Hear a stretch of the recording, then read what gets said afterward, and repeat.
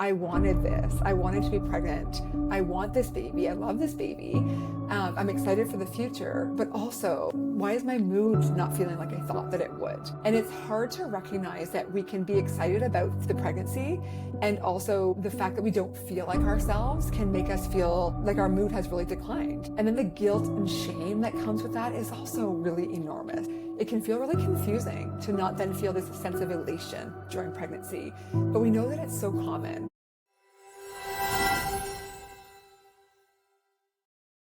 Heather, welcome to Mom's Abilities. I'm really Hello. glad to have you here. For all my listeners, I'll just give a brief introduction about you. I am joined by Heather Ratych. She is a licensed psychotherapist and also founder of Bloom Psychotherapy. Heather has walked alongside a lot of women through motherhood and pregnancy journey and helped them, given them comfort from her areas of expertise. Heather, the best thing would be that you talk about yourself, what kind of services you offer, and how you help new moms or moms to be. Amazing. Thank you so much for having me. So, yes, I am a registered social worker and psychotherapist, the owner of Bloom Psychotherapy, which is a Canada-wide reproductive, perinatal, and maternal mental health clinic. Our team is made up of some of Canada's most dedicated perinatal and maternal mental health specialists. We work with individuals and couples who are navigating everything from infertility and pregnancy loss to birth trauma, postpartum anxiety and depression, adjustment difficulties, relationship challenges, resentment, which is a big one, trauma, and parenting stress. What led me to this work is actually deeply personal. My own journey through infertility, loss, and really intense postpartum anxiety shaped not only the kind of therapist that I wanted to be, but the kind of support that I wanted to make sure was available to other moms and dads who were going through this period of life. As a mom of 3 children who were born within 3.5 years, I definitely know just how transformative and challenging this stage of life really can be for most of us, and just how unexpected it can be as well. So over time, educating people about perinatal mood and anxiety disorders, creating unique communities of support, and really challenging the media's unrealistic image of the quote unquote perfect mom has really become my passion as well. Starting Bloom was really a dream of mine. I wanted to surround myself with a team of skilled, compassionate practitioners who truly get it, who didn't just learn in school how to provide therapy and provide support to people, but who have really walked this path as well. So we could provide a place where people who are navigating these transitions feel really heard, seen, and supported. So today, Bloom offers that. We're a virtual clinic serving clients, like I said, across the country. And all of our therapists happen to be moms, not because you have to live it to help somebody through it, but because we really believe that this unique stage is something that we deeply understand when we've walked it ourselves. Yeah, absolutely. Yeah. I mean, the beauty of this is that, like you said, it's not really necessary that, a therapist has to be a mom to understand a mom. But if you really think about it, this is an experience that you cannot just, seek therapy from, I would say, like a regular therapist or somebody who can treat like everyone. It is really important to, go to someone who has been through it, because I would say, like, this is a life altering experience, right? Yeah, Not everybody can provide you that support that you're looking for. that's right.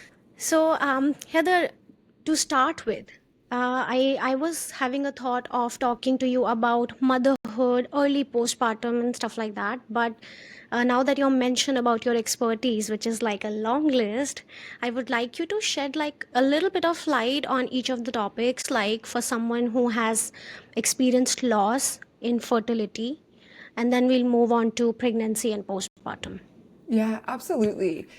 So, we know that infertility and pregnancy loss impacts at least 1 in 8 couples for infertility, and somewhere around 1 in 5 people will experience a loss during pregnancy. So these are definitely topics that women, men, couples are facing, and they're topics that most of us don't really consider when we think about our life course, right? And I will often say to clients who are navigating infertility, you spend much of your life trying to prevent pregnancy or thinking about preventing pregnancy, and assuming that when you stop preventing pregnancy, that it will then happen. And it can be really confusing when that isn't the case. And the emotional toll that that can take on an individual and on a couple's relationship is really, really enormous. And there isn't a lot of specialized support. Friends and family members, while they're often well-meaning, they don't know the right thing to say. Yeah. And there's triggers everywhere. We can go for a walk, go to a family function, and people ask us, oh, you are recently in a relationship or you're recently married, are you going to start trying to have a baby? It's a topic of conversation that comes up so frequently. And for those who are navigating trying to get pregnant and are having challenges with that, it can really be all consuming. We definitely see really high levels of anxiety and mood disorders in this population. And oftentimes you're so consumed with the act of trying to get pregnant and going to so many appointments to help navigate that your mental health gets forgotten. Like any other stage of life, our mental health is often the last thing that we consider, unfortunately. So Unfortunately, yeah. So for this group of people who, has the unfortunate circumstance of recognizing that a positive pregnancy test doesn't always mean a baby in the end. It's really a difficult journey at times. And so finding specialized support is so important. And then we know that anybody who's experienced pregnancy loss or fertility challenges in the past is at higher risk of experiencing mood disorders or adjustment difficulties in the postpartum period if they do want to have a baby as well. So it's really sort of a long-term journey for this large group of people. right. Heather, my question is, there would be a lot of moms who might be silently struggling. Not everybody is able to come out and talk to family members or friends about the challenges that they're having about with fertility or pregnancy loss. Sometimes it's just a silent struggle that they're Yes. going through. If they are just scrolling through their phone, they come across this. How can we encourage them to seek help and, because it's like so stigmatized, right? People don't really give importance to mental health as much as they do to their physical health. So how can we encourage them that this is something they need, and if they need, what's the right way to get the help? Absolutely. And so we know that stigma continues to exist for Mm, sure. And when it comes to fertility and reproduction, these are often topics that we're not wanting to share about with other people. One of the major losses too that people navigating infertility or a fertility journey experience is not being able to sort of announce a pregnancy in a fun and exciting way. If they've been going through infertility treatments and people know about that, then they don't get that surprise announcement or that excitement that comes in the same way. So it's another loss that's often grieved. And we often find that many of our clients navigating infertility or loss will say that people don't know how to say the right thing. So people either say nothing at all, or they say something that feels really difficult. And I don't think it's that, our friends and family and community don't want to provide support. It's that people don't often know how or know what yeah, to say. true. And so that stigma just becomes stronger, really. And so what I often find is, with therapy or accessing professional support, that the therapist doesn't know you, doesn't know your family and your friends. And so that support is just for you. We don't have to take into account the opinions or feelings of everybody else in your environment. You don't have to worry about saying something that might feel offensive about family or friends. You have this safe place where the therapist is there to just really hear you and to validate what you're going through without worrying about the impact of that on anybody else. And so therapy isn't just like talking to a friend. I think that's one of the misconceptions that happens. People will say, well, I have lots of friends to talk to, so I don't need a therapist. Therapy is quite different. It's a place where there will be validation provided, but your therapist will also push you gently and supportively. And your therapist has many tools that will help you to you'll be able to integrate these tools slowly into your own daily life so that the experience, the stress and the anxiety that you're facing or experiencing might feel different. They'll also talk to you in therapy about ways to set boundaries with friends and family members, and also when to share in a way that feels appropriate and feels supportive as well. True. Moving on to pregnancy. Yeah. So, see, from my personal experience, I was fortunate enough that I did not go through any anxiety or any, mood disorders while I was pregnant. But I know there's a lot of moms who struggle, and it's for my understanding and also from our mom listeners. I would like to, talk about a bit on what kind of struggles a mom to be can go through. What are the things that we are looking at when she's pregnant? And this is not just for the mom who's listening, but also for the partners who can, offer support while the partner is pregnant. Yeah, absolutely. So the term perinatal mood and anxiety disorder, or PMAD, is a newer term that's used to describe a range of mental health conditions that we'll talk about, and those distressing feelings that can occur both during pregnancy or in that first year or longer postpartum. So we've shifted from using the term postpartum depression to PMAD Mm. because we recognize that these mood changes, first of all, are beyond depression, but also that they can exist and our risk heightens from the time we get pregnant, not just in that postpartum period. So this is a more new awareness, I think, that's happening, this recognition that pregnancy is a time of risk as well. Mhm. Um, and these symptoms we know can come on at any point in time. Some people experience mood disorders or subtle mood changes in pregnancy. Some, like you had mentioned, feel great during pregnancy, and then things might shift in the postpartum period. And that can really vary for people. So there are a number of risk factors, in terms of what we just spoke about with infertility and people who've experienced prior loss. Their likelihood of experiencing heightened anxiety or risk for mood disorders during pregnancy is definitely increased just because of their past experience. We know that if you've experienced a mood disorder in the past, that your risk also increases. Or if you've experienced a mood disorder in the pregnancy or postpartum period in the past, your risk increases as well. So during pregnancy, our hormones are changing, right? And Mhm. sometimes we feel well physically, sometimes Yeah. we feel terrible physically, and sometimes that really shifts. For those who are experiencing pretty intense physical symptoms during pregnancy, their risk level of experiencing mood changes also increases. And again, I think it can feel really confusing because for those who had a planned pregnancy, they might be thinking, I wanted this. I wanted to be pregnant. I want this baby. I love this baby. I'm excited for the future, but why is my mood not feeling like I thought that it would?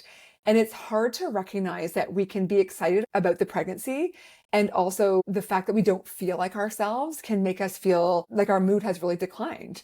And then the guilt and shame that comes with that is also really enormous. For those who have been trying to get pregnant, if they've experienced a longer fertility journey or have had previous loss, it can feel really confusing to not then feel this sense of elation during pregnancy. But we know that it's so common.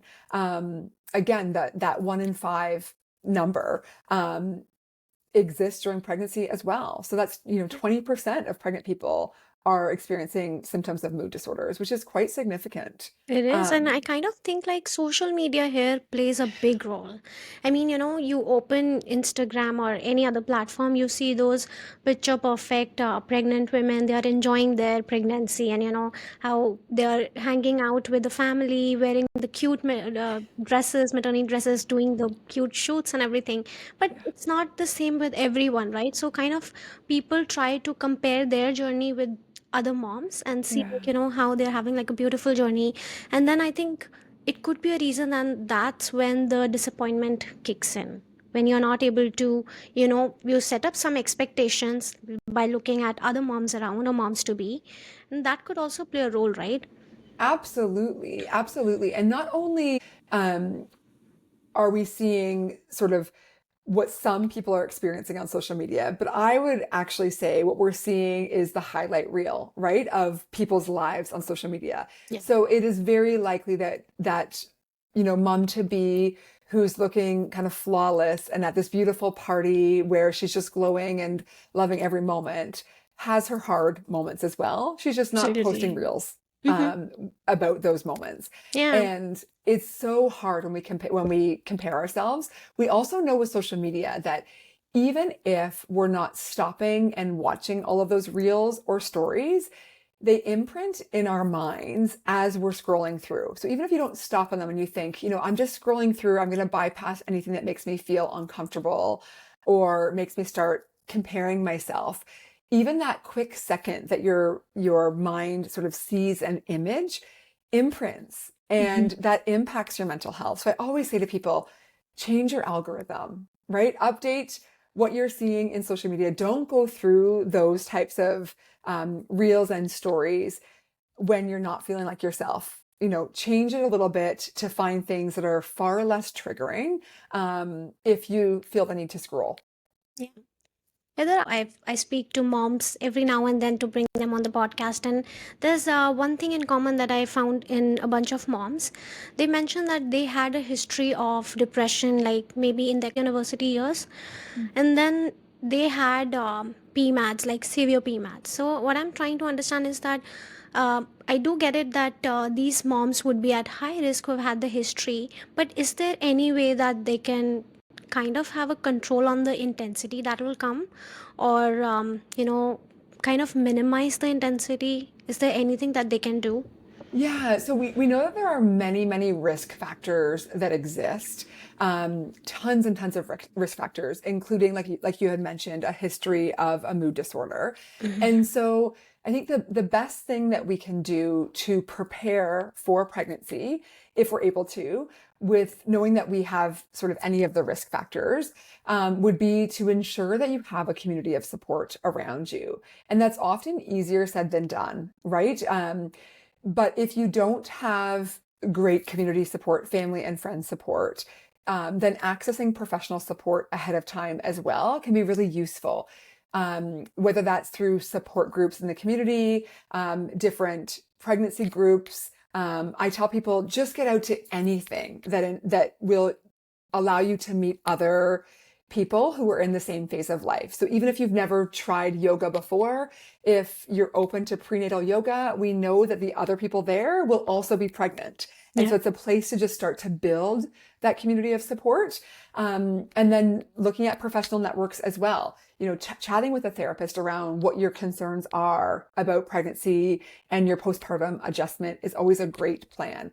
Being open with your medical care provider around your history and ensuring that they're sort of aware of the risk factors that are present and creating a postpartum plan for you. Another huge one is, if you have a partner, having these conversations with your partner before a baby is born, because we all know that even with the best intentions, I mean, you're a mom of a little one, we can plan to have all of the conversations and have open communication in the postpartum period. But when two people are completely sleep deprived and just utterly exhausted and burnt out, how effective are those conversations really going to be? And when we're feeling low, when our mood has dipped, we need to feel better as moms yesterday, not in 2 months from now. So having a plan for that just in case is always really, really helpful. I tell people, create a postpartum plan, write it out. You'll find a template online and put it on your fridge. What are we going to do if this happens? Who do we call if we're so exhausted we can't carry on? What do we do if we recognize that we're not making nutritious meals for ourselves because we're just so tired? Who's on backup for that? And just trying to outline all of that ahead of time when we're feeling more rested can be really useful. The best case scenario is you never have to use that plan because things go really well. But even with a therapist, connect with a therapist ahead of time so that you've already built a relationship. Right. And that way, when you do experience a mood dip, it may only take a session or two to get things feeling back on track again. You're not having to start fresh and build a relationship and rapport and then start moving into the work. I mean, I love the plan that you just shared, create a plan. What do we do if this happens? Or what do we do if that? Like, what's going to be the worst case, worst and best? Like, you don't end up using that, right? But it's so good to have it. And also, with my own experience, I realized that whether you go to an OB, whether you go to a midwife, no matter where you are going, everybody talks about preparing yourself before birth and preparing yourself for pregnancy, right? Like, go do some pelvic floor exercises and do what's best for your baby to come out in the most healthy way. But it is not very common for at least I have not heard from my own experience that anybody talking to you about preparing yourself mentally.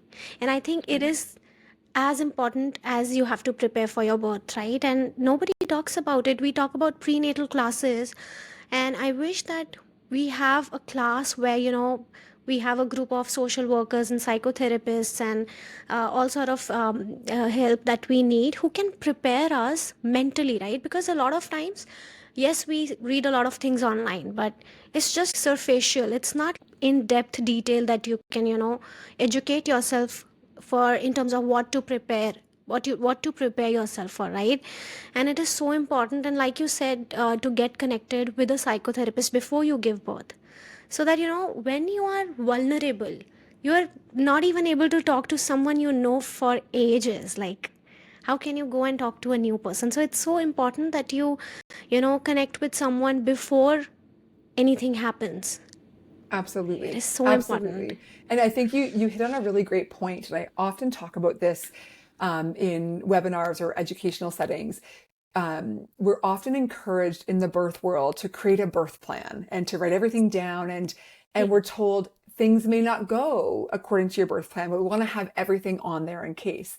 And I use the same example or the metaphor of people who are creating a birth plan often will say, well, I'm not going to have a C-section, so I'm not even going to read that part in the book or pay that close attention in my prenatal class because, I'm having a birth that's not going to lead to a C-section. And then if a C-section happens, we can feel completely unprepared. Mental health is the same. Why wouldn't we create, like you said, a postpartum plan if we're creating a birth plan?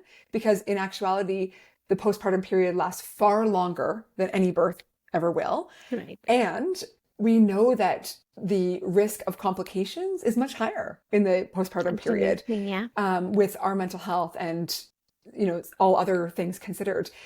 In fact, I didn't share this previously, but we know that perinatal mood and anxiety disorders are the most common complication of pregnancy and childbirth. And they're not talked about. We're screened for we do all of our screening prenatally. We do all of our screening in pregnancy, and our health is monitored, our blood pressure, and all of those pieces. But how often are we being asked, how are you really feeling? Both during pregnancy and postpartum. Most people say they're asked once in the postpartum period. Yeah. And then also they cannot right away open up because they don't know, they were not expecting what's going to happen really. We all have heard terms like, baby blues, PPD, and other mood disorders, but you don't know what's going to hit you. So just Absolutely. answering to how you're feeling, that's not enough. Like, we have to prepare ourselves in a much better way and equip ourselves with the resources and tools that we might need in future. Absolutely. I love actually that you hit on the baby blues because I would love to dive into this a little bit further. Yeah. I think it's a really common misconception and piece of misinformation that's floating around. So I'd love to talk about this piece. The baby blues refer to a common and very temporary emotional adjustment period that many new parents will experience after childbirth. The signs and symptoms might vary, but they commonly include mood swings. So feeling happy one moment and tearful or irritable the next. Tearfulness, so that those frequent crying spells without any real specific cause. I experience these quite often postpartum. Emotional sensitivity, which is another common one, feeling overwhelmed or more sensitive to stressors. Fatigue, obviously, due to disrupted sleep patterns and all of the demands for caring for a newborn. And the last one, anxiety. So worrying about baby's well-being or adjusting to the new responsibilities of parenthood. Some parents will say, like, am I actually up for the job of this? I thought it would feel differently. Can I actually do it? So we know that baby blues are very common, and up to 80% of new mothers will experience them. But again, they are those normal short-term dips in mood. The feelings often begin when your baby is just 2 or 3 days old. But a really key thing to remember is that you're likely to feel better, completely better, by the time your baby is 2 weeks old without any treatment at all. So these are really normal and they're part of the adjustment period. If you remember nothing else that we talk about today, I need everybody to remember this point. If the baby blues or your mood changes last longer than 2 weeks, if the symptoms start to become worse instead of better, or if the symptoms are actually interfering with your everyday life, it is not the baby blues. No matter what your friend or your mom or your mother-in-law or your neighbor, and sometimes even your doctor, because I've seen that happen before, says, the baby blues will not last longer than 2 weeks and the symptoms will not worsen. If that is happening, something else is going on. And again, we don't talk about this often enough. PMADs likely occur when the baby blues symptoms are lasting beyond that 2 or 3 week period and symptoms are starting to interfere with everyday life or are becoming worse instead of better. So even if people didn't experience the baby blues, if their mood changes beyond that 2 to 3 week postpartum period, it's so important to reach out for support because the baby blues will not start after 2 to 3 weeks postpartum. Again, it's this, I see this as a misconception often. I'll have people Yeah. call me 3 months postpartum and say, like, I'm not feeling great. I just sought out, some advice and I was told like, it's just the baby blues, it'll resolve. That's actually not true. Mm-hmm. And I think that's why so many mood disorders are A, missed, and B, left untreated for such a long period of time. And we know the longer symptoms are left untreated, the harder they are to treat. And the longer Absolutely, yeah. moms have to feel unwell, which is Yeah. really terrifying. It is, yeah. I mean, imagine they're whatever they are feeling, and then on top of that, you're responsible to take care of a newborn baby. And also, we have to be so careful. Like, people around us should not really give advice on what you're going through. Like That's you right. said, if it's beyond 2 weeks, you need to go and seek help and figure out what's going on because it cannot be baby blues, right? And then I'm Yes. also shocked that there are doctors also who say, like, yeah, it's nothing, just baby blues, and give yourself some more time. And Yeah. then Or the it's just this. damage keeps going on, and the sooner you treat it, the better the person will feel. And it's like just suffering for a long time, and then the treatment also will take time, right? Absolutely. We talked Absolutely. about baby blues, Heather. Let's talk about PPD also, some Yeah. symptoms that moms might be feeling. And there's one thing which is we don't hear a lot about, which is postpartum psychosis. I know it's Yeah. kind of terrifying for a lot of people to hear and talk about, but Absolutely. I've had some moms who have experienced this, and I would love to, shed some light on this too with your expertise. For sure, for sure. So, unlike the baby blues, perinatal mood and anxiety disorders involve more persistent, severe symptoms that really, that often profoundly affect somebody's daily functioning, their emotional well-being, and then their ability to care for themselves and their babies.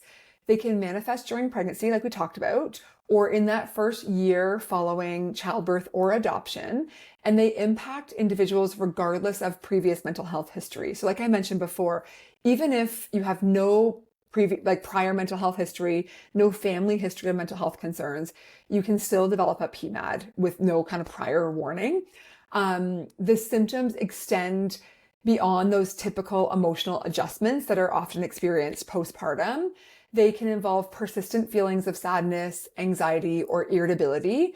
And they're much more common than people often are aware of. So again, the research tells us between 20 and 25% of new moms will experience symptoms consistent with a PMAD. And dads and non-birthing partners are not exempt from this either. Their risk of experiencing symptoms of a PMAD or anxiety and depression during their partner's pregnancy and postpartum period is 10%, which is probably much higher than the average person would think that it is. So much of the time, PMADs don't look like what you see in movies or on TV. Lots of people think, I'm not crying all day. I'm able to get out of bed and care for my baby, so I must be okay. This is not always true. And for me, a mom who experienced postpartum anxiety at a pretty severe level, I can definitely tell you that this was not my experience at all. And my experience looked much more atypical. I was able to get up during the day and clean my house because that felt very important to me, and like a top priority was to, even though I had 3 kids, 3 little babies, was to make sure that my house was spotless all the time. In my mind, that meant that I was doing a good job. That meant that I was a quote unquote good mom. So I would do whatever it took with my exhaustion and lack of energy, or lack of hands, really most of the time, to ensure that everything was spotless and that I was cooking my kids' meals from scratch all the time. Those are the 2 things that my anxiety told me were really important. And this led me to feel incredibly burnt out. And I continued to keep pushing and keep going, even though I was a mental health therapist who knew that this was a risk. I didn't see that as a symptom. I thought like I'm functioning well, but what was happening is I was over functioning. And that really quickly led to burnout. And it took me a long time to recognize that I was actually dealing with anxiety. And my symptoms were actually ones of control. I felt like if I could just keep control of everything, then I wouldn't spiral. And, I think it's a good example of just how many different ways anxiety or mood disorders can actually manifest. So there's lots of different symptoms, which I think makes it difficult for us to really understand sort of the full range of PMADs. So some of these symptoms include racing thoughts. You can't settle down, relax, or quiet your mind, which is common for new moms. You feel like you have to be doing something all of the time. You might be really worried, like really, really worried all of the time. No matter what anybody says to reassure you, it just doesn't change it. You just feel worried. You might have disturbing or intrusive thoughts. These thoughts might start with the phrase, what if, or what would happen if. You might actually be afraid to be alone with your baby because of those thoughts. Some people we find check things constantly, whether it's that the stove is turned off or the baby's fastened properly in the car seat. That checking can be really, really persistent. And some people, anxiety presents with constant research. Right now, we have access, obviously, to everything at our fingertips on our devices. And I will see clients often who've spent hours upon hours researching things like infant sleep, only then to continue to research in search of new information that they haven't learned or a new method that might make everything feel better. Some people feel immense sadness. Some people can't stop crying. There might be physical symptoms like stomach cramps, heart palpitations, headaches, nausea. You might know that something is wrong or know that you're not feeling like yourself, but be worried that people will judge you as being a bad mom. That's a really common one. The overwhelm can be really high. You might sleep all the time or want to sleep all the time, or you might not be able to sleep at all, which again is why it can be really hard to differentiate this from sort of regular postpartum changes. Appetite could increase dramatically, or you might not feel like eating at all. You might feel really irritated, snappy with your partner. Partners often sort of get the worst of this when moms aren't feeling like themselves. You might not feel bonded or connected to your baby. You might feel nothing, like you're numb or just going through the motions. You might feel like your baby is better off without you. So the range of symptoms is really, really enormous. This is not exhaustive, obviously, but I think it's really helpful to take in because I think it really illustrates just how complex PMADs can be. They're not simple. It's not as simple as I feel depressed, I need some medication or some therapy and I'll feel better. It's quite complex and we need providers or healthcare providers to be really asking good questions. Yeah. For sure. I mean, all the symptoms that you mentioned, I would say like my heart aches for the moms who experience these. I mean, some point of time, we all have experienced either one or few of these symptoms, but like my heart really aches for those who are silently struggling again because of the stigma around mental health and seeking help about your mental well-being.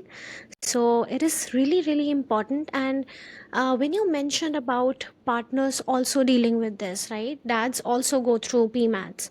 Yes. This is something that I keep on asking myself. I try to search it online, and again, it could become controversial too. But I'm trying to understand that every time we hear doctors and midwives say that you need to get rest, get some sleep. Now, practically, it is not possible because a mom who's like exclusively breastfeeding is really up every 2 hours, right? You have to feed the baby every 2 hours. So yeah, there are ways to feed the baby if you're bottle feeding or you are doing combination, but I've heard everybody focusing, kind of emphasizing on, get sleep, get some rest. So I always question myself, what happens if moms are just able to sleep?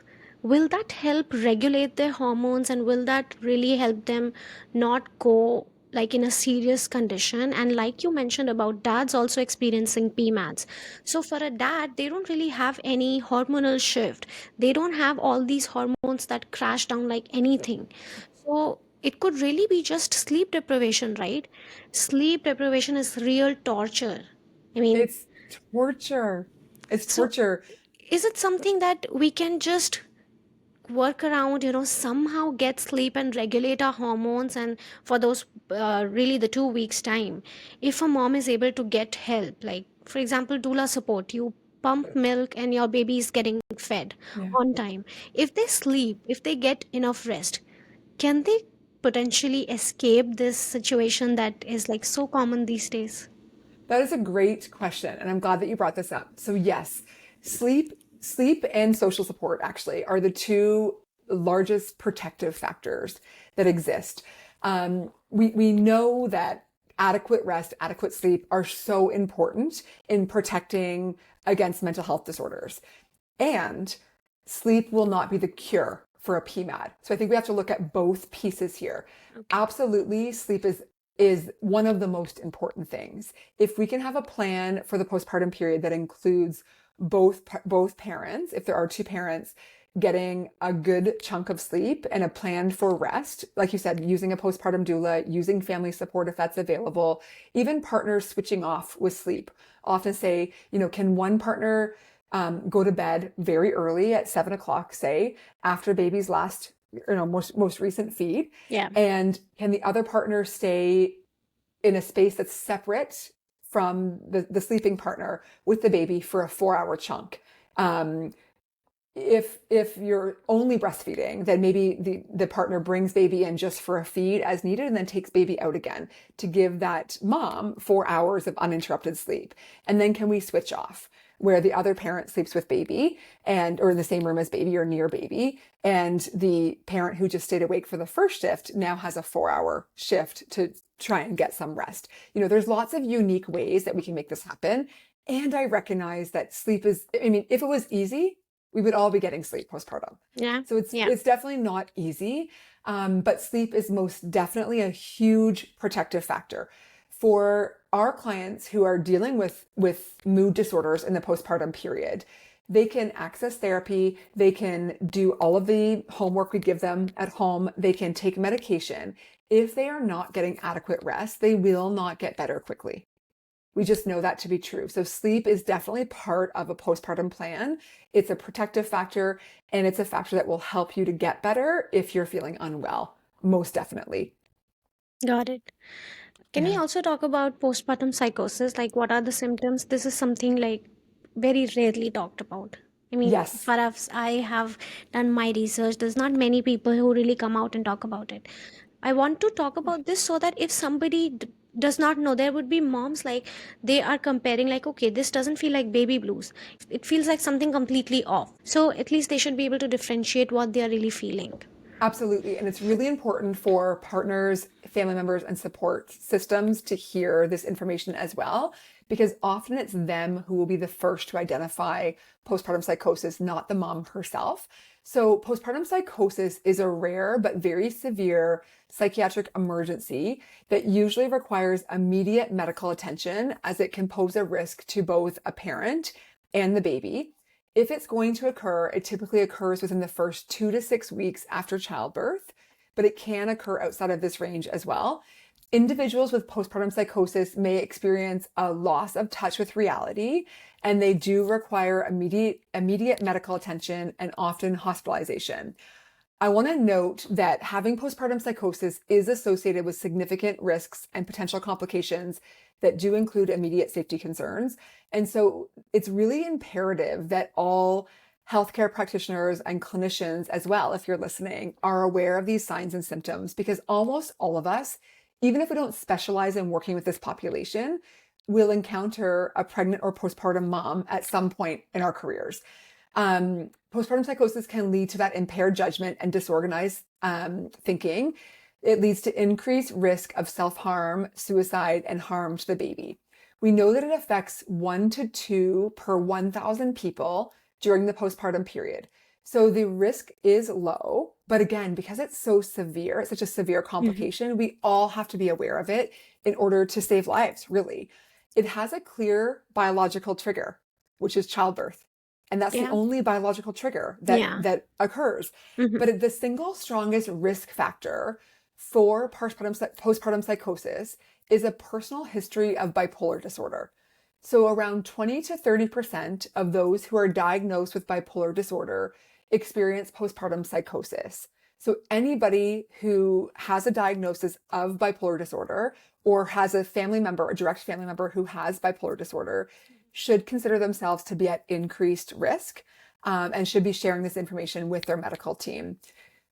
For some women, postpartum psychosis marks the first episode of bipolar illness. So just because you don't have a diagnosis of bipolar disorder doesn't mean that you won't experience postpartum psychosis. Your risk is just lower. Mhm. Um, Other risk factors include sleep loss, which we spoke about. So Yeah. most postpartum moms, their risk is increased, obviously, because we know that Yeah. most are not getting enough sleep. Mhm. Um, that family history of bipolar disorder or any prior episodes of postpartum psychosis as well. If you've experienced postpartum psychosis in the past, your risk for a subsequent pregnancy goes to 50%. The onset of psychosis is typically sudden, and it usually, like I said, occurs at that 2-week postpartum mark or somewhere around there.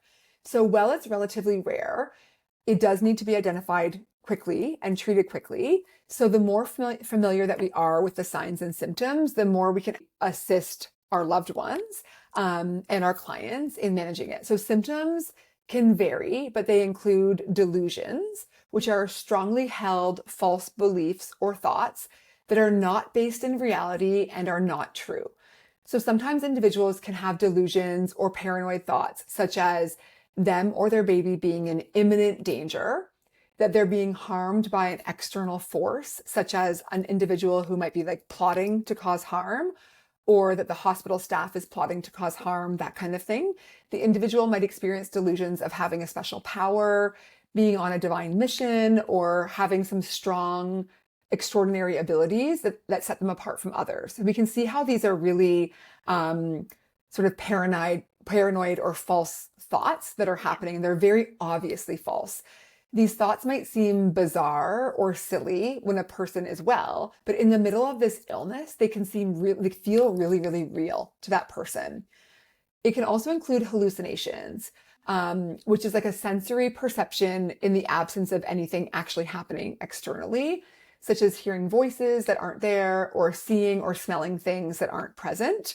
It can include disorganized thinking and speech, so incoherent or really disjointed speech patterns, rapid or frenzied thinking, difficulties with logical and coherent thought processes can also present. Extreme mood swings can happen, but these are really, really extreme fluctuations between high and low, ranging from extreme elation and grandiosity, so feeling like you're on top of the world, to extreme agitation or very deep depression can occur. And those mood swings can happen very, very quickly as well. Confusion and disorientation are also large symptoms, difficulty understanding or processing information, really impaired judgment, disorientation to time or place. A person who's experiencing postpartum psychosis might be confused about what time of day it is or who people actually are. Their concentration might be affected. They might feel foggy or like their mind is overloaded with too much information. And it can cause severe disruptions to sleep. But these are more severe than we would see with a postpartum mood disorder or Mhm. in postpartum in general. Yeah. It could be complete insomnia or feeling a fully decreased need for any sleep at all. People might go days without sleeping at all, and continue to have energy or appear to have energy, which is again a good indicator that something else is going on. And the last couple of symptoms, one is a rapid change in behavior. So any unpredictable or bizarre behavior, impulsivity, agitation, that kind of thing. A person might feel like they actually have so much energy, they can't actually stay still at all. And then the biggest, most severe symptom is risk to self or others. So the presence of thoughts or actions that put the individual or other people in danger. So this might include thoughts and or plans to harm themselves or harm their baby, the person might experience a strange sensation that they're not really themselves or a human, and that there are others who are trying to control their actions and their thoughts. If there's any thoughts around harm to self or to other people, this would be a medical emergency for sure. Um, Early Just, detection. I'm sorry to interrupt Yeah, you, but I was kind of getting goosebumps with a lot of stuff that you mentioned, and I'm feeling like really sad that I wish there was some way that we could just, shut all of this. Like, I I wish know. there was something because no new mom has to go through this, right? It is like it is really serious, right? It's really, really serious. And I think the important thing to remember too is that it is treatable. The biggest barrier is identification. Yeah. So we need our support systems to be really aware of all of these possibilities so that we can identify any symptoms really early on and access treatment right away. Because people who experience postpartum psychosis, if this is caught and treated, they can go on to, have a really positive postpartum experience. Mhm. Yeah, identifying is so important. And I think, Yeah. like you mentioned, the biggest red flag here should be the person not getting sleep at all and still Yes. having energy. Because Yes. as far as hallucinations and delusions we are talking about, that is something that the mom might not even share with their partner or family member, right? They would be That's like, right. okay, did I just feel that? Okay, never mind, just ignoring that. But sleep is something that everybody around you can notice. So if Yes. partners or any family members are seeing the new mom not getting any sleep and looking like they're not even tired, that Yeah. means they need to seek some help, right? And then you said hearing voices. So Heather, there is something like I just want to understand, like, phantom cries shouldn't be one of these, right? Because that happens with every mom, Yes. correct? Yes. Phantom cries are not one of these. It's more you're hearing a voice of somebody talking to you or telling you to do something potentially. Got it. Yes. Much different than hearing your baby crying when you're trying to have a shower. Yeah, I mean, Yeah. that's like every mom at some point of time has heard phantom cries. I would be sleeping, forget shower, I would be anywhere and I would hear my baby crying and I'm going there. He's peacefully asleep, nothing's wrong. Got it. Yes. So common. So common. This was like pretty intense conversation, but Yeah. my actual motive behind having this conversation with you was to shed light on these topics that are not really much talked about. That's right. And who knows, there would be some mom who's silently struggling and would actually take a step to go seek the help that she needs after hearing the podcast. Yeah. I Moving agree. on to early motherhood. Yeah. I know, and there's this topic that I have seen you talk a lot about. It's the Yeah. invisible load. Yeah. What Yes. what are your thoughts on that? And is this something like a mom can identify? Because kind of that is something that leads to burnout, right? In a Absolutely. way. I have so many thoughts on the invisible load, and we call it like the mother load, right? Of parenting. Um, yeah, so we know that the postpartum period causes lots of changes, and just becoming parents causes lots of changes in our relationship Mm. dynamic. That is very common. I think it's standard, really, and it takes a lot of communication and renegotiation of roles and who's doing what and how everybody's needs are being met. And oftentimes, the sort of like the emotional weight of motherhood does fall on mothers. Historically, that has been the case. Things have not really shifted that much. We are parenting in a time now where fathers spend more time with their children than in any other generation, which is beautiful. And the mental load is different from that. It's the constant remembering to make dentist appointments, you know, pick up the birthday gift and wrap it, um, keep track of when the baby was last fed and when the vaccination schedule is, to worry about saving for university or college. It's the day to day. I call it like the tabs that are open in our minds while we're going about our regular day to day activities. And even when there's a supportive partner who says, like, I want to help, or who is helping, who's doing all of the things, oftentimes what we see in that dynamic is a partner saying, like, just tell me how to help or just tell me what to do. And we have an overloaded mom who's saying, I don't want to tell you. That's one more thing that I have to do then. Can you just do the thing? And this can create a really sort of significant relationship dynamic that is quite common. Um, we know that the mental load is present. We know that moms most often carry it, and we know that it's grueling. It can be really exhausting, especially during that postpartum period. The other side of that is, as new moms, there's often this desire as well to maintain a sense of control. And there can become this belief that only we know how to do it right. Or sure, a partner can join in and take care of the baby and do the feed or put baby to sleep or all of those pieces, but only if they do it the way that we tell them to do it or the way that we want them to do it. And that can create a difficult dynamic where then partner says, well, then I'm not really that useful, so I'm going to stop asking. Or when we feel like they're not really that useful because even though they're doing the task, I still need to oversee it. And so that really contributes to our mental load as well. And so we call that sort of like that motherhood gatekeeping as well. So there's lots of dynamics. And again, I think that it's really beautiful that we're moving into a time, or we're in a time where, partners are really involved in parenting, and that's beautiful. And it's going to take some time for us as mothers to start to share that load a little bit. And it's really important to have open communication with your partner. If you're feeling like that weight of motherhood, that mental load is starting to get really heavy and weigh you down, we need to say that. I just did a poll in my Instagram stories around, when people are feeling resentful towards their partners, what do they do? Like, how many of them share that resentment and talk about how they're feeling? How many of them keep it to themselves? How many don't ever feel resentment? And by and large, everyone said, I just keep it to myself. Yeah, And how helpful is that? Right? It's like, definitely. I'm not going to share it, but I want it to change. And so we really encourage people to sit down and have these open, vulnerable conversations. And if your partner says, I want to do more, I'm willing to do more, what can I take off your plate? Start by chatting through those tasks. And if you feel like you don't want to be the director all the time of like, okay, come back for your next task, then are there things that you can permanently move from one person's plate to another? Can one person be the sole person responsible for all of the school communication or daycare communication? Can the other person be the person who's responsible for all medical appointments? Are there tasks that we can divide that just become that other parent's task? And then can you schedule weekly check-ins where you say, okay, give me the updates on the things that you're responsible for. Here's my updates. And what do we have on our plate for this week?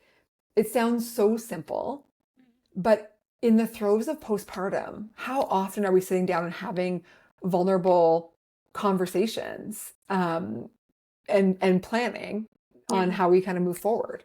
Yeah. And Heather, my thought on this is like a lot of times partners really want to help us, but Mm-hmm. it's the way that we are not able to take the help from them. Yeah, Or sometimes they don't even know how to help, but it doesn't mean that they're not involved, especially times like these when couples are living nuclearly, there's not much of family support. right.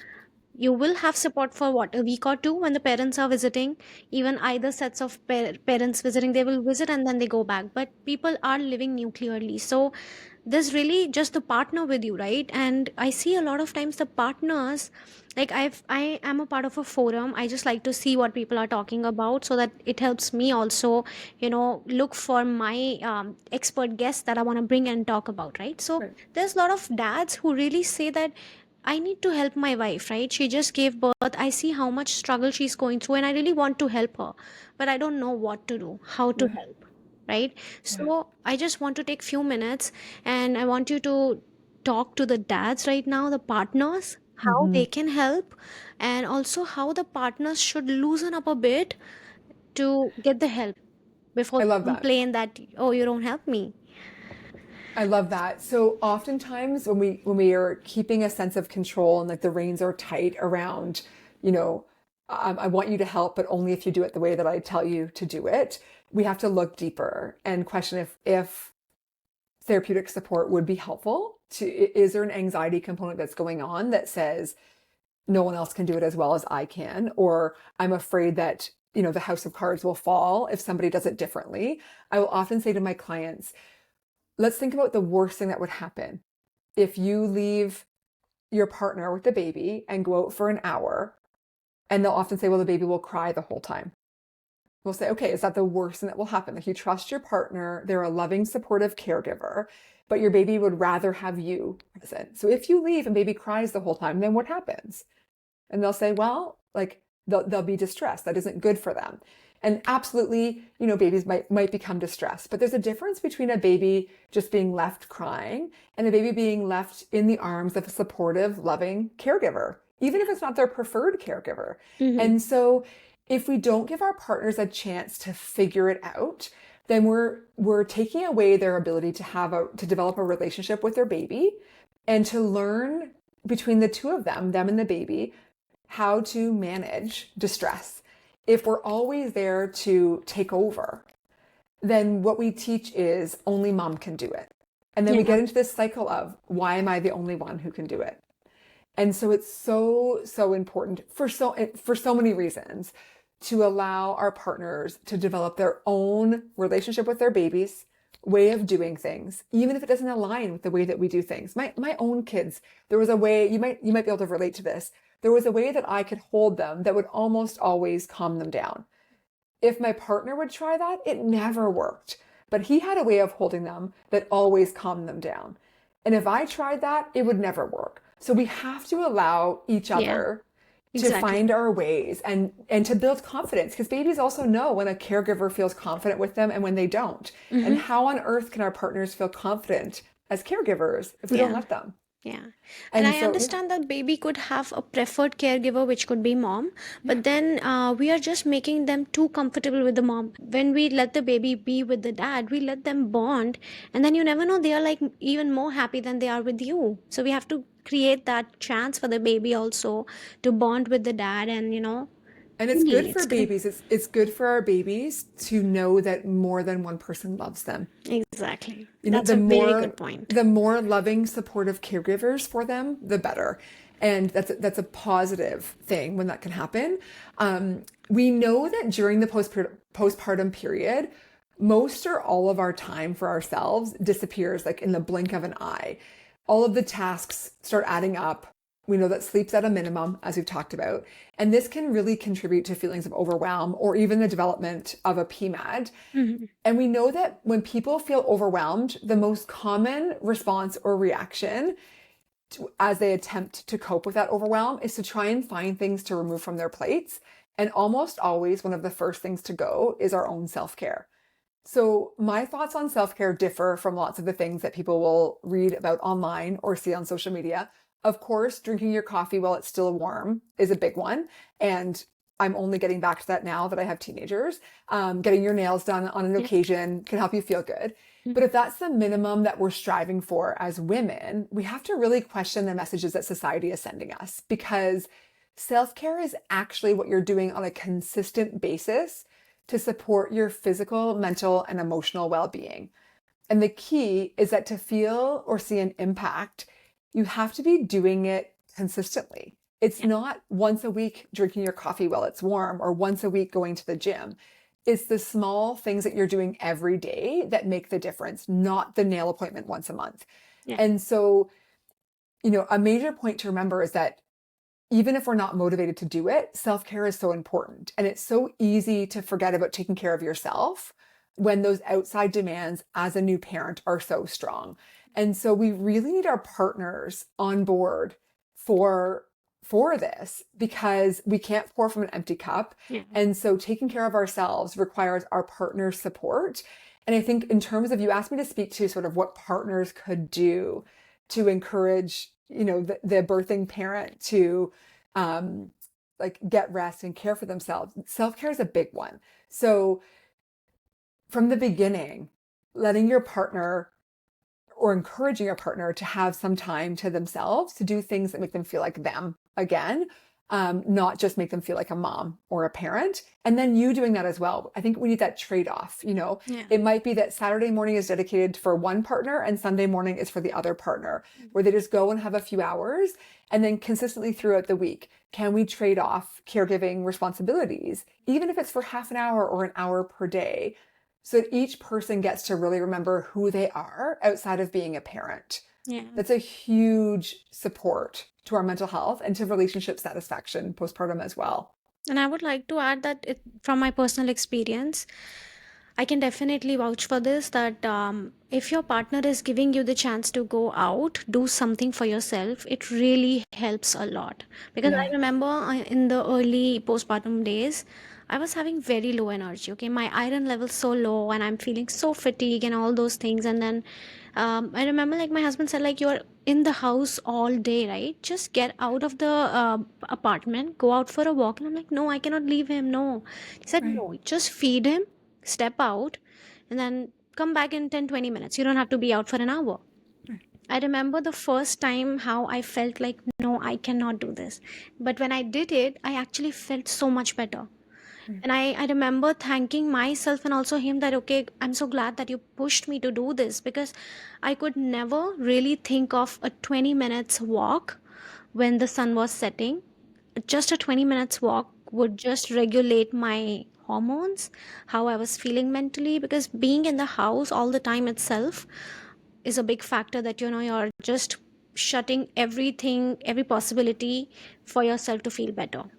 Just Yeah. stepping out for 10 minutes, 15 minutes, I felt really better. So definitely partners here have to, go that extra mile and push the mom to do something for herself. It could be anything. For me, just taking a walk really helped me.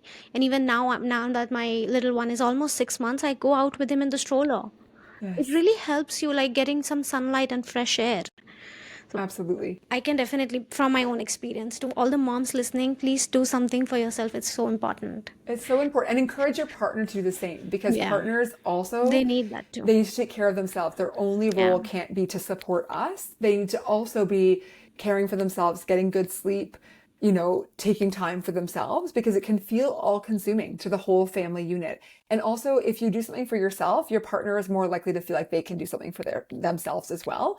And that mutuality really helps. yeah. Heather, I had a question in my mind. I wanted to ask you about the identity and the partner dynamics. And the first thing that I wanted to talk about is how moms say that we don't feel ourselves anymore. I just Yeah. feel like I'm just a mom.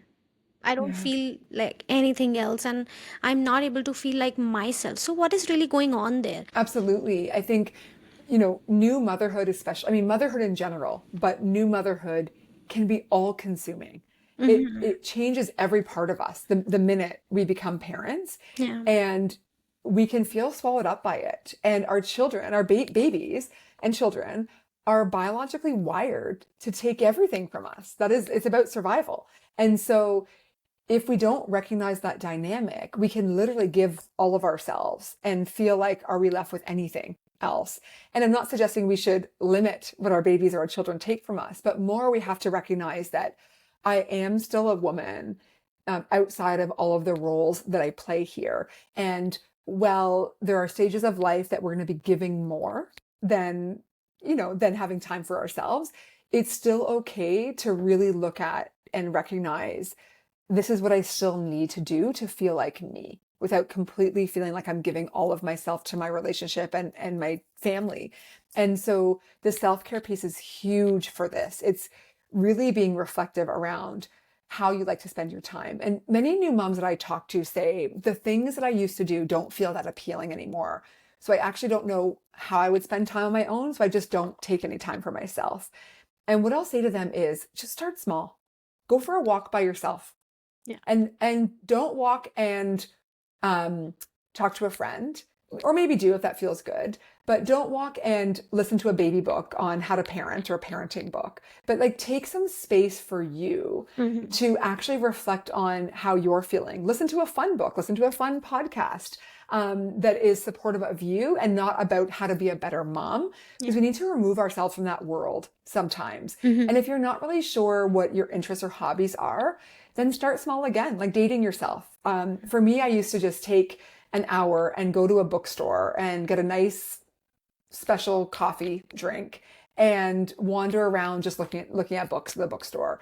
And I wasn't really sure, what like if I was there to buy something or what I was looking for, but it just felt like a quiet, calm space to be in. I never did that before kids because I had all kinds of other things that sort of interested me. Yeah. I took, random classes in the postpartum period just to see if I had developed different interests in different things.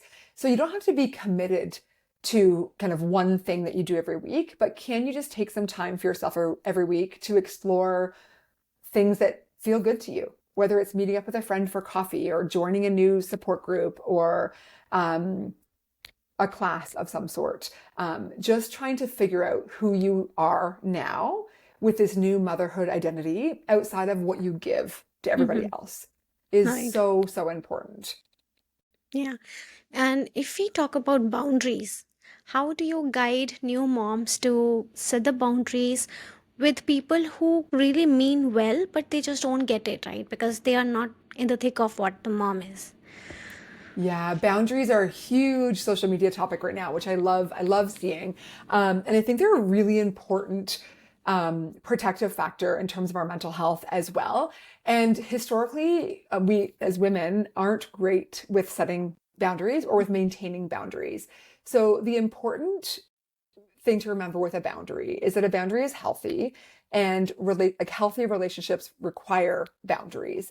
And if we have a relationship that has no boundaries, we have to really question how healthy it is for us. Boundaries basically say, this is what I need and expect to feel good in this relationship.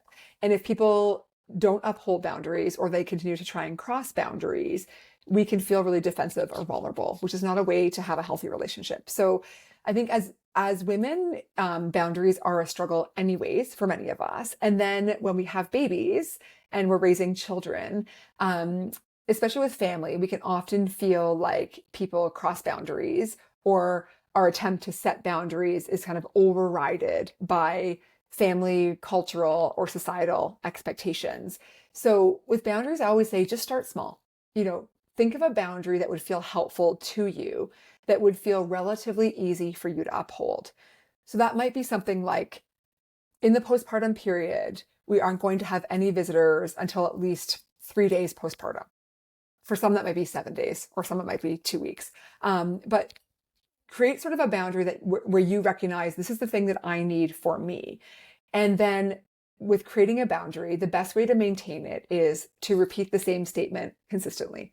So when someone says, okay, I'm going to come and see you the day that you get home from the hospital, you can say, we've actually decided not to have any visitors until at least the 3rd day or the 5th day postpartum. And if the person says, yeah, but I don't count because I'm the fill in the blank. Yeah. Repeating back, yes, but we've actually decided to have no visitors until at least this day postpartum. We would love to see you on this day of the week. And to continue to uphold that, that's how we maintain a boundary, is that we don't provide wiggle room. We stay consistent with the boundary that we've set. That might feel really strange and probably uncomfortable if you have a history of not setting boundaries. Right. But if you uphold it, it actually feels really, really helpful. And like a sense of freedom, really. And when we start to set boundaries with people and we maintain those boundaries, people learn not to try and cross our boundaries. They learn that there's no point because our answer will stay the same. So boundary work can take lots of work, lots and lots of work. Yeah. If you historically are not a great boundary setter, sometimes professional support can be helpful because your therapist will be your biggest boundary advocate always. I often will tell clients one of the best ways to ensure, especially in this very new postpartum period, that your company isn't overstaying their welcome is when family members or friends come to visit in that first couple of weeks postpartum, be in bed with your baby with your pajamas on. Yeah. Because the average person, including family, will find it uncomfortable enough to be visiting you in that scenario that they won't stay for long. If you get yourself dressed and made up and your hair done and you make a nice, beautiful lunch to entertain everybody while they're there to meet your baby, their likelihood of staying for a long period of time increases dramatically. I understand, but again, I've seen like some people saying that I was sitting on the couch breastfeeding my baby, and some male member of the family just sat there staring at me. They were not uncomfortable. What can I do? You know? Mm-hmm. So there's Mm-hmm. all kind of things It's going there's on. so many things going on, and again, which is why I also suggest being really clear about what you expect in that postpartum visit. You know, when people are coming to visit, so you might say, "Sure, we'd love to have you come meet the baby. The best time for us is between 1 and 2 p.m. I'm still, you know, getting used to breastfeeding and feeling really tired. So short visits are the most helpful for us. And if I need to feed the baby, I'm just going to sneak away into a space that feels the most private and comfortable for us. Mhm. And oftentimes I'll say to people, it's okay for you to say, okay, I'm going to go feed the baby now. So it's nice. It's been nice seeing you guys. Yeah. Um, and my partner will stay and visit with you. And I'll see you later. And it's Mhm. okay for you to then take the time that you need to leave the room Also, maybe just and to tell tuck them that yourself this into is bed. the window that we can have any visitor, like just come 4 to 6. That's Yes, it. That's like the first absolutely. step of setting a boundary so they don't stay longer than. So, my baby has a sleep routine, right? So, I have to bathe him, massage him, try to put him to bed, and that really doesn't start at the bedtime. It starts like in the evening. So I don't want visitors because then he's excited Okay. and he would not follow the routine. So this is something like I feel very happy. It took some time, but I say like, okay, I can only have you 4 to 6 or 2 to 3, whichever is best for you. I cannot have Yes. anybody, beyond 6. Beautiful. Because Yeah. what that means is that you're prioritizing and protecting your mental health needs, your baby's needs, and your need for sleep. Yeah. And that is a beautiful boundary to set. And you're Mm-hmm. absolutely right. The earlier we communicate our expectations, the better boundary we're setting, because communicating your expectations is boundary setting. Yeah. Saying to Absolutely. your family, we'd love to have you visit. We're only, feeling up for short visits right now. If you can come between 2 and 3, that would be great. We'd love to Yeah. see you. There are a lot of moms who say that after becoming a mom, when they are early postpartum, their childhood traumas surface. Why Yeah. does that happen? Something that might have happened with them in the childhood. Why does that surface now? And if that happens, then how can they prevent it or, kind of control the effect that it will have on their postpartum? Yeah, great question. And this is a pretty complex one, but I would say, we don't know exactly why it happens. But new motherhood is such a vulnerable time period. It's one of the Mm-hmm. most vulnerable time periods that we go through. I would guess one of the top two, probably, and if not the top. And when we're feeling vulnerable, it's like our entire nervous system feels vulnerable as well. So anything that is unresolved or that's happened in our past is more likely to come to light. Also, when in the process of having and caring for a new baby, that can really bring up lots of our own past family dynamics and relationship dynamics, Mm-hmm. because it's like this biological thing of we look at this new baby and all of the emotions that we have and that brings up in us can connect us to our ancestors, right? Our own mothers and our grandmothers. And if there are fractures in any of those relationships or traumas that have occurred in family dynamics or family relationships, I think it's a really vulnerable time and time for those things to come through. Um, well, it's really difficult to predict or to prevent. Obviously, I'm going to keep coming back to this because I'm biased, but therapy to sort of address any unresolved traumas is going to be the most useful for sure. They can catch us off guard, these trauma responses or these flashbacks or these memories or these emotions that we're having. And our partners and our family members and our close friends may not truly understand them, because they either didn't know us when these traumas occurred, or they didn't have their own lived experience. So it doesn't resonate as deeply. And oftentimes society gives this response of like, just get over it, or Yeah. just move on, or why are you Mm-hmm. worrying about that, or just don't think about it. Yeah. And in reality, that's not possible. It's not as easy as it's said to be. Right. And so those are all great reasons for people to access therapeutic support. Got it. So we can Yeah. say that if any mom is experiencing the childhood traumas coming back, do they need to seek help for that first and then come and talk about the postpartum phase? The beauty of Like therapy you is said, that, that yep, any untreated trauma will always follow, right? that's right. That's right. And so the beauty of therapy and working with skilled therapists is that you as the person, as the mom, you don't have to decide or differentiate. You can let the therapist do that. So Yeah. you can seek out a therapist, you can seek out a perinatal therapist if you're in that postpartum period, even if the issues that you're experiencing are historical or have to do with some past trauma or something, some family dynamic, you can still seek out a perinatal therapist. And through your sessions with that therapist, they will help to guide you as to sort of like what issues to put on the table and when. So whether then you're talking about the past or the present or both of those things together, you don't have to feel like you have to know what comes first, what comes second. You can let the therapist do that for you or Absolutely. help you to Yeah. figure that out. Yeah. Thank you Yeah. so much, Heather. It was such a lovely conversation. I mean, it Yeah, seems like we could just keep going on and on, but totally. we can definitely catch up again another time. But this was a Absolutely. lovely conversation, extremely insightful for me. And thanks a lot for joining me on my mission to help these new moms navigate through pregnancy and postpartum and early motherhood. Thank you so much. Absolutely. Thank you for having me.